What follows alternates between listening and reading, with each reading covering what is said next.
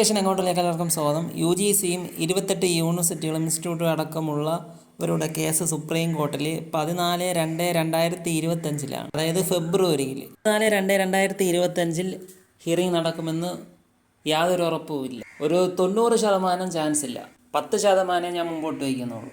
കാരണം എന്തെന്ന് വെച്ചാൽ അണ്ണാമല യൂണിവേഴ്സിറ്റിക്കും IGNOU യൂണിവേഴ്സിറ്റിക്കും ഒരു ഇൻസ്റ്റിറ്റ്യൂട്ടിന് മാത്രമാണ് നിലവിൽ വക്കീലായിട്ടുള്ളത്.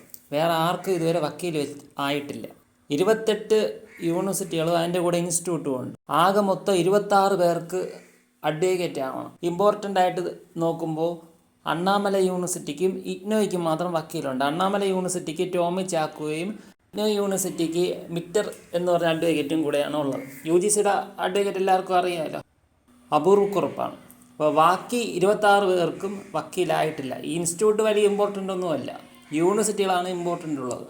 2023 ജനുവരിയിലാണ് മദ്രാസ് ഹൈക്കോടതിയിൽ നിന്ന് ഫൈനൽ ജഡ്ജ്മെൻറ്റ് വന്നത്. അതിനുശേഷം മദ്രാസ് ഹൈക്കോടതി വിധിക്കെതിരെ യൂണിവേഴ്സിറ്റിക്കെതിരെയും ആ ഡിഗ്രി വാലിഡ് ആക്കൂലെന്നും പറഞ്ഞ് UGC സുപ്രീം കോടതിയിൽ SLP ഫയൽ ചെയ്തു. അത് 2023 തന്നെയാണ് ഈ കാര്യങ്ങൾ നടന്നത്.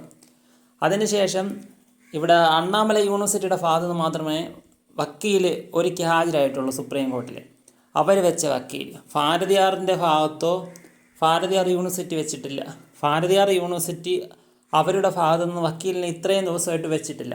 അതേപോലെ തന്നെ Madras university, Bharathidasan university, Periyar university, ഇവർക്കൊന്നും ഇതുവരെയായിട്ട് വക്കീലായില്ല. ഡിസംബർ 16 ഇതുവരെയും വക്കീലിനെ വെച്ചിട്ടില്ല. ഇനി അടുത്ത് ഡേറ്റ് പറഞ്ഞിരിക്കുന്നത് ഞാൻ പറഞ്ഞിരിക്കുന്നത് പോലെ ഫെബ്രുവരിയിലാണ്. ഈ ഫെബ്രുവരിയിലും ചാൻസ് കുറവാണ്. നിലവിലത്തെ അപ്ഡേറ്റ് അനുസരിച്ച് സുപ്രീം കോടതിയിൽ ഭാരതിയാറിനും പെരിയാറിനും ഭാരതിദാസനും മദ്രാസിനും ഒന്നും അഭിഭാഷകരില്ല. ആകെക്കൂടെ സുപ്രീം കോടതിയിൽ അഭിഭാഷകനുള്ളത് IGNOയ്ക്കും അണ്ണാമലയ്ക്കും മാത്രമാണ്. പിന്നെ സ്റ്റുഡൻസ് ബേസ് ചെയ്ത് വരുമ്പോൾ ഞങ്ങൾ പോയ കേസിൽ ഞങ്ങൾ അഭിഭാഷകരെ വെച്ചിട്ടുണ്ട്, അണ്ണാമല സപ്പോർട്ട് ചെയ്തു. അതായത് ഇൻഡിവിജ്വൽ കേസാണ് നമ്മൾ കൊടുത്തിട്ടുള്ളത്.